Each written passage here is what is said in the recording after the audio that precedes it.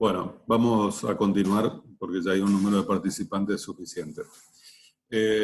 Como cuando empecé la primera parte de la reunión había 20 alumnos y después llegaron a ser bastantes más, evidentemente algunos no se perdieron la introducción, digamos, del tema, y como ya vi que no todos ven los videos que subo a YouTube, entonces quiero hacer un pequeño resumen. Les había dicho que no tenemos que identificar como sinónimo conflicto con acción directa. Puede haber un conflicto que no se exprese todavía con una medida de acción directa, ya sea de la patronal o ya sea del sector trabajador, como un paro, una huelga o como un lockout patronal. El conflicto puede asumir distintas características, entonces para mejor estudio es que utilizamos las clasificaciones. Entonces un conflicto individual de trabajo entre una persona o varias personas pluriindividual en función de un reclamo del derecho individual del trabajo puede asumir las características de un enfrentamiento o no, digamos, el conflicto tiene fases, entonces a veces simplemente es una conversación entre trabajador y empleador donde se le expresa al empleador una situación, o al revés, el empleador que está disconforme con algo que hizo el trabajador, entonces simplemente se lo expresa y no necesariamente eso llega a una instancia superior. Ahora, si el conflicto va escalando, es decir, va subiendo de intensidad, se puede recurrir a una instancia en que interviene un tercero, como puede ser la autoridad administrativa del trabajo, o como puede ser el Poder Judicial a través de un juez. Lo mismo sucede en el conflicto colectivo. Cuando el sindicato interviene en defensa de los intereses colectivos, o cuando se da una de las situaciones de tutela sindical, etcétera, que hemos visto en la ley de asociaciones sindicales, eso puede llevarse a un plano superior, digamos, en el sentido con la intervención de un tercero, que puede ser la autoridad administrativa del trabajo o también el Poder Judicial. Y en algunas circunstancias, el conflicto escala a una situación donde para una parte, para presionar a la otra, toma medidas de acción directa. Entonces, tenemos conflictos en los cuales no hay acción directa, pero sí hay discusiones, debates o confrontación de intereses, y tenemos conflictos con la aplicación de medidas de acción directa. Esto es un resumen de lo que ya dije. Ahora, ustedes saben que las clasificaciones son solo para un mejor estudio. Entonces, uno agrupa en casos homogéneos en una clasificación para facilitar la comprensión del tema, pero no hay que ver estas cosas con esquematismos. Entonces, nosotros tenemos que los conflictos pueden suceder entre trabajadores y empleadores, tenemos que pueden suceder entre empleadores, o pueden suceder entre trabajadores. Y a nivel colectivo pueden suceder entre sindicatos, y a nivel empresario entre asociaciones profesionales de empleadores. Lo más frecuente, lo que estamos acostumbrados a ver en los diarios, es el conflicto obrero-patronal, ya sea individual, ya sea plurindividual o ya sea colectivo, pero siempre con las dos partes del mundo laboral enfrentadas. No es el único tipo de conflicto. A su vez, cuando se da el conflicto, si lo que se persigue es la modificación de una norma ya existente, lo clasificamos dentro del grupo de conflicto de interés. Y cuando lo que está en debate es cómo se interpreta una norma ya existente, lo clasificamos como un conflicto de derecho. Esa misma clasificación, que el conflicto sea de derecho o sea de interés, se aplica tanto si el conflicto es individual, plurindividual o colectivo. Entonces yo le había mostrado una serie de páginas donde teníamos ejemplos de conflictos de intereses, porque se estaba queriendo modificar una norma. Por ejemplo, le mostré la página de la Asociación Gremial de Trabajadores de Subterráneo y Premetro, que había dispuesto una medida de acción directa, que era levantar los molinetes, porque quería comenzar a discutir las paritarias, es decir, que se modificara la situación anterior, porque cuando hay paritarias nuevas es porque, y eso se aprueba y se homologa, es porque se reemplaza la norma nueva, reemplaza la norma vieja. Entonces se está buscando modificar una norma. Y a veces es el alcance de la norma o qué se entiende en lo que está establecido en la norma. Norma que, como ya sabemos, puede ser la ley, puede ser el convenio colectivo, puede ser el contrato individual del trabajo, es decir, donde esté expresada la norma, si hay diferencias entre las partes de cómo se interpreta lo que allí está, estamos en el área de los conflictos de derecho. Y si lo que queremos es modificar lo que está porque queremos una mejora, estamos en el área de los conflictos de intereses. Esa modificación de lo existente puede ser iniciada por los trabajadores, como ocurre en la mayoría de los casos, o como le mostré en esa página del SUDNA, donde era la empresa Pirelli que quería cambiar la jornada de trabajo para sus empleados de la empresa Pirelli, no para todo el gremio del neumático, sino para los suyos. Bueno, entonces, le decía que hay que ver esto con mente abierta, es decir, el conflicto puede tener su inicio en cualquiera de las dos partes. No siempre el que reclama es el trabajador, muchas veces es la empresa. A veces la empresa tiene un conflicto que no se lo pueden solucionar sus trabajadores y reclama al Estado nacional o provincial. A veces los trabajadores hacen exactamente lo mismo. Consideran que necesitan que intervenga el Estado nacional o provincial o municipal y hacen una medida de acción no frente a la empresa, sino frente a la Casa de Gobierno, por ejemplo, ¿no? Entonces, tenemos entonces un universo de conflictos que para un mejor estudio lo agrupamos en distintas formas, pero en definitiva lo que consiste es que hay un choque de intereses. Usted, acabo de decir que algunos se clasifican como de derecho y otros de intereses, sí. Por eso hay que tener mente abierta, porque siempre hay intereses contrapuestos. Cuando el interés contrapuesto está en cómo se interpreta una norma, lo clasificamos de derecho. Cuando el interés contrapuesto está dirigido a modificar una norma, lo clasificamos como de interés. Pero siempre hay choque de uno quiere una cosa, otro quiere otra. Siempre hay choque y contradicciones de intereses. Le voy a dar un ejemplo para pasar, que no es lo más común, pero ocurre, de un conflicto del lado empresario, puramente del lado empresario. Le voy a compartir una pantalla que dice, que nos habla de la posición que adoptó el grupo empresario que tiene la concesión de los aeropuertos privados. ¿Están viendo? AA2000 es la empresa que se llama Aeropuertos Argentina 2000.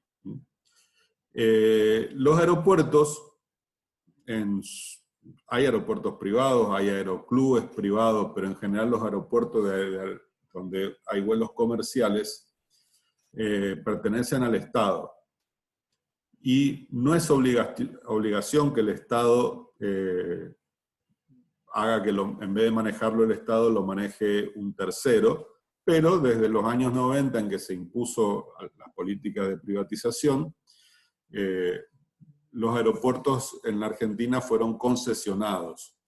La concesión, en su inmensa mayoría de los aeropuertos comerciales del país, lo ganó esta empresa que se llama Aeropuertos Argentina 2000.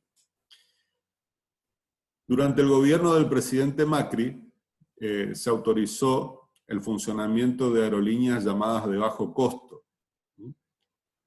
Entonces, esas aerolíneas de bajo costo operaban en los aeropuertos comerciales gestionados por esta empresa Aeropuerto Argentina 2000, pero en determinado momento también lograron que se abra para sus servicios un aeropuerto en la provincia de Buenos Aires que no está gestionado por Aeropuerto Argentina 2000, porque es un aeropuerto militar, es el aeropuerto militar de El Palomar. Bueno, ahora este año, incluso ya durante la cuarentena, que no, ustedes saben que no están permitidos los vuelos comerciales, la empresa argentina, Aeropuerto Argentina 2000, pidió el cierre del aeropuerto del Palomar. ¿Por qué pide el cierre del aeropuerto del Palomar? Porque si el aeropuerto del Palomar se cierra, esas empresas de bajo costo que están operando en ese aeropuerto van a tener que operar en los aeropuertos que ellos tienen la concesión y donde para poder funcionar hay que pagarles un canon a la empresa que tiene la concesión. Lógicamente, no tardó en producirse una respuesta. Le voy a compartir otra página donde vamos a ver que rápidamente una de las empresas que operan los vuelos de bajo costo, que se llama Flybondi, rechazó el pedido de cierre del aeropuerto del Palomar. Flybondi se opone al cierre del Palomar. Es decir, están chocando intereses entre una empresa privada que tiene la concesión de los aeropuertos comerciales y empresas privadas que operan en aeropuertos no tradicionales, digámoslo así. Entonces es un conflicto que hasta ahora no se sabe cómo va a resolverse, pero es entre empresarios. Les voy a dejar de compartir esta página para, que era solo para mostrarle que a veces en el mundo en el mundo laboral, pero solo del lado empresario puede haber conflictos. Y también hay conflictos solo del lado de los trabajadores. Nosotros tenemos casi siempre tendencia a pensar que el conflicto colectivo se refiere a un enfrentamiento obrero-patronal. Pero no es así, o no es solamente así. También sucede que dentro del área de los trabajadores y de las asociaciones sindicales hay conflictos. Entonces, uno de los puntos de la unidad, uno de los puntos del programa, son los conflictos típicos, colectivos típicos o impropios, dice acá, o atípicos. Entonces, el conflicto colectivo típico es el que enfrenta a trabajadores con empleadores. Y el impropio o atípico es donde el enfrentamiento es dentro del campo laboral, que pueden ser de distintas clases, y se lo voy a mostrar con algunas noticias que he encontrado. Son fácilmente encontrables, ustedes pueden buscar las suyas propias. Entonces le voy a compartir otra página. Denme un minutito, pues está un poquito lenta la internet de mi casa.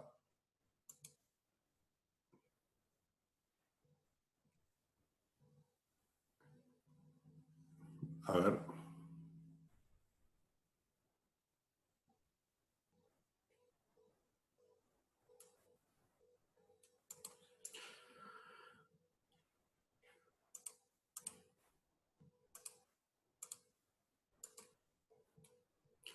Esta es una noticia del diario El Cronista Comercial.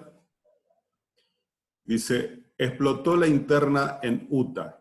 UTA, saben que es la Unión Tranviaria Automotor, es decir, la asociación sindical que nuclea en general a los choferes de colectivos. Un paro en Dota derivó en una violenta toma de la sede gremial. Dota es una empresa de la provincia de Buenos Aires y que opera colectivos de transporte urbano de pasajeros en la ciudad de Buenos Aires y en la provincia de Buenos Aires.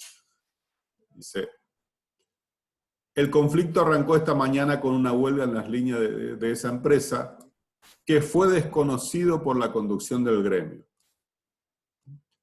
Ante esa actitud del gremio, los trabajadores que estaban en huelga fueron a reclamarle al gremio, digamos, y se produjo un conflicto intrasindical, es decir, al interior del sindicato.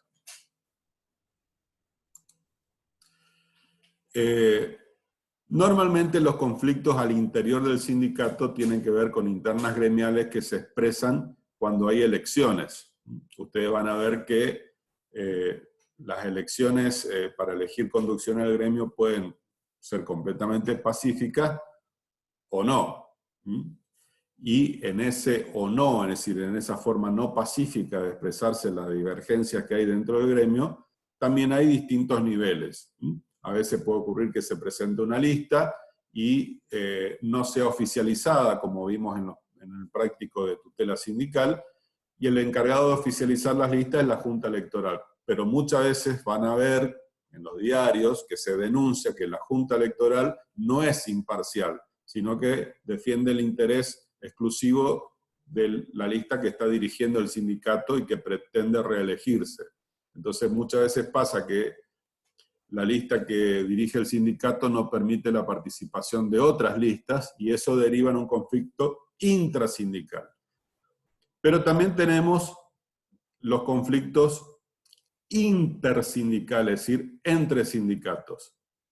Les voy a compartir una pantalla para que vean un ejemplo.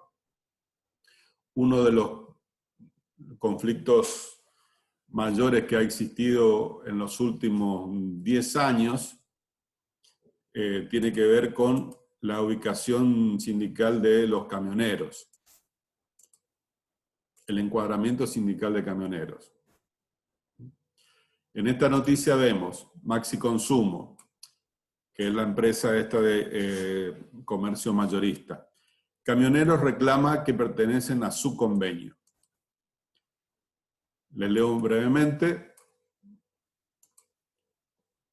En Maxi Consumo se produjo un conflicto de encuadre. Según camioneros, hay personal que desarrolla tareas que están encuadradas en su convenio, mientras que la empresa y el gremio mercantil aseguraron que pertenecen a comercio. Es decir, esto ha sido bastante repetido ya le digo, en los últimos 10 años, que es un conflicto de dónde tienen que estar ubicados los trabajadores de ciertas áreas. Y hay una disputa muy fuerte intersindical entre el sindicato de camioneros y el centro de empleados de comercio de distintos lugares. En Maxi Consumo acá del Chaco, no sé si en Corrientes hay, pero eso se ha visto varias veces. El sindicato de camioneros bloqueó la planta, con lo cual el conflicto trasciende a la discusión con comercio y se manifiesta también con el empleador. Ese conflicto intersindical, a veces lo que se está discutiendo es cuál es el encuadramiento sindical que le corresponde a esos trabajadores, y a veces lo que se discute es qué convenio colectivo se debe aplicar a esos trabajadores. Entonces, otro ejemplo que es muy fácil de encontrar si ustedes buscan en Google es el conflicto entre la UOCRA y los petroleros.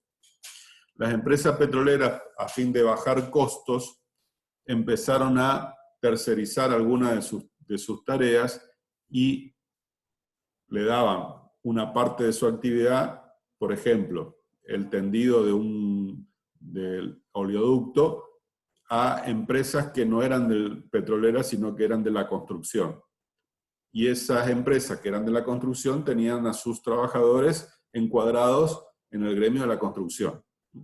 Por supuesto que donde está encuadrado un trabajador repercute en los ingresos sindicales, porque ustedes saben que el sindicato, ya lo vimos en unidades anteriores, se sostiene por la cuota sindical y también por las cuotas de solidaridad.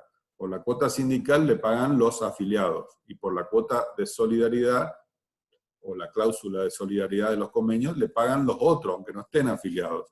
Entonces es muy importante para el sindicato que se abra un trabajo nuevo porque incorpora afiliados y por lo tanto ingresos.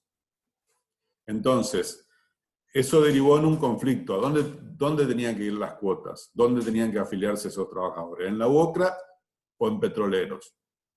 También ocurrió años atrás, cuando, sobre todo a fines de los 90 y principios de los 2000, un conflicto parecido entre los que eran antiguos operarios de Entel, que eran telefónicos, que estaban en el gremio telefónico, y la UOCRA, por el mismo motivo, porque las empresas telefónicas, parte de las tareas habituales que antes hacían los operarios telefónicos, los derivó a trabajadores de la industria de la construcción. ¿Para qué hace eso? Porque el convenio colectivo y la escala salarial de los empleados de la construcción es inferior al de los telefónicos, como ocurre ahora, donde es inferior al de los petroleros. Entonces es una forma de disminución de costos, pero que ha derivado en un enfrentamiento entre sindicatos, es decir, un conflicto intersindical. Entonces tenemos conflictos intrasindicales y conflictos intersindicales. Las definiciones de cada cosa lo van a ver en la clase del jueves, en la parte teórica. Nosotros, obviamente, estamos limitados a las condiciones que nos impone la cuarentena. Entonces, la forma de verlos prácticos es analizando estas noticias que podemos ver en los diarios y no tenemos las posibilidades de hacer trabajo de campo. Que ya les he comentado que los últimos 3 años se hacía bastante trabajo de campo porque había una jornada de alumnos para la cual se formaban grupos y donde iban y hacían entrevistas. Entonces, parte de la entrevista era sobre la negociación colectiva, parte sobre los conflictos colectivos que estuvieran sucediendo en Resistencia o en Corrientes. Bueno, no lo podemos hacer, pero les recomiendo fuertemente que miren los conflictos y aprendan a distinguir esta gama de situaciones, las individuales, las plurindividuales, las colectivas, los conflictos obrero-patronales o entre sindicatos entre sí.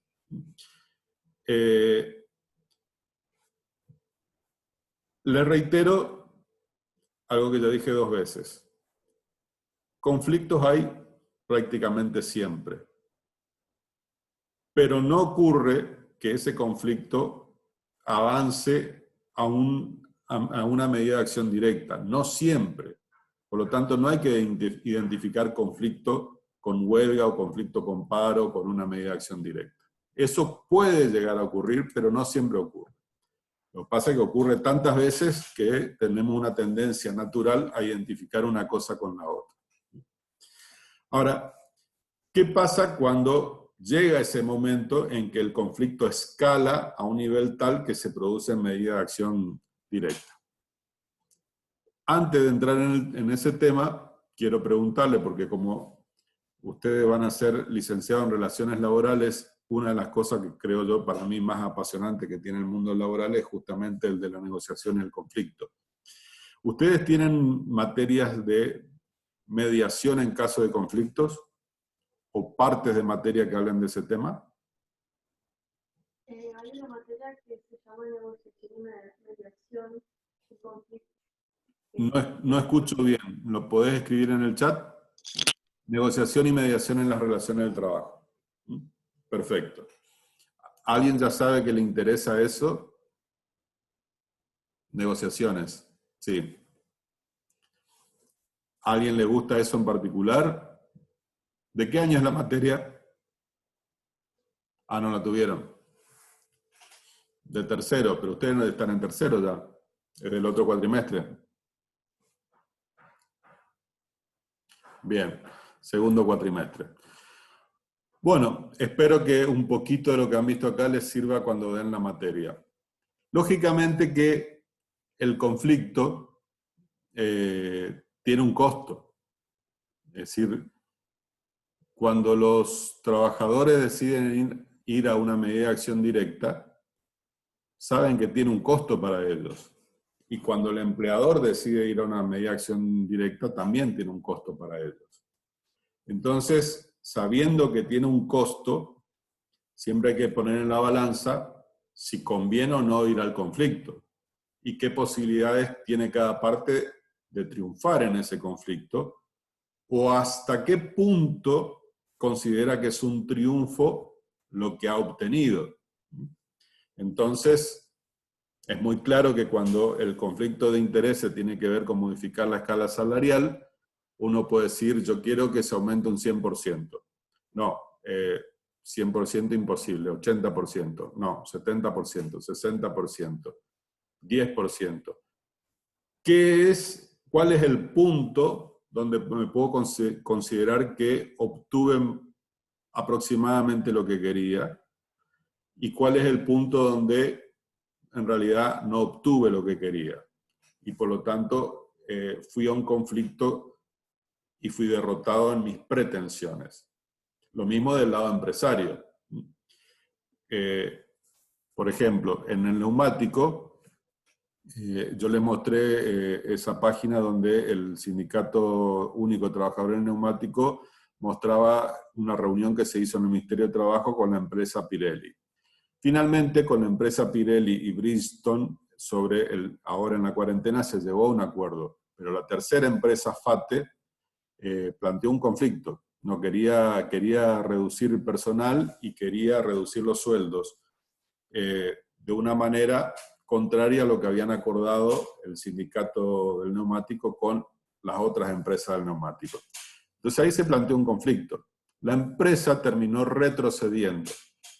Ya les anticipo, si ustedes lo buscan, pongan Sutna, FATE, y van a ver que ha habido un conflicto y donde la empresa aparentemente retrocede en sus pretensiones.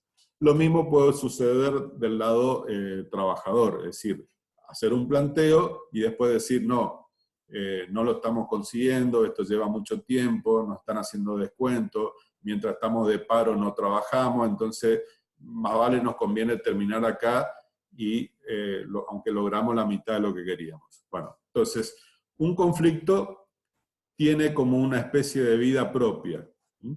Y tiene momentos en que escala y sube y tiene momentos en que disminuye. Y es muy interesante, digamos, el tema porque a ustedes les debería interesar al doble que a los abogados, porque, como les dije antes, no siempre el conflicto llega a una instancia judicial, que es donde interviene un abogado. Pero siempre hay conflicto y por lo tanto siempre está la posibilidad de intervención de un licenciado de Relaciones Laborales. La armonía que se pretende en el mundo laboral está atacada permanentemente por el conjunto de situaciones. El año pasado, ¿qué íbamos a saber que se iba a dar esta situación de la cuarentena? Bueno, pero si no era la cuarentena, ustedes saben que la economía argentina siempre da motivo para que haya conflictos entre obreros y empleadores, perdón. Y por lo tanto, siempre hay una práctica constante sobre este tema. Entonces, yo les había dicho que le iba a compartir una página donde iba a ver se iba a expresar la voz empresaria, no dicha por un empresario propiamente dicho, sino dicha por un vocero de los empresarios que es su representante jurídico, que es el doctor Julián de Diego.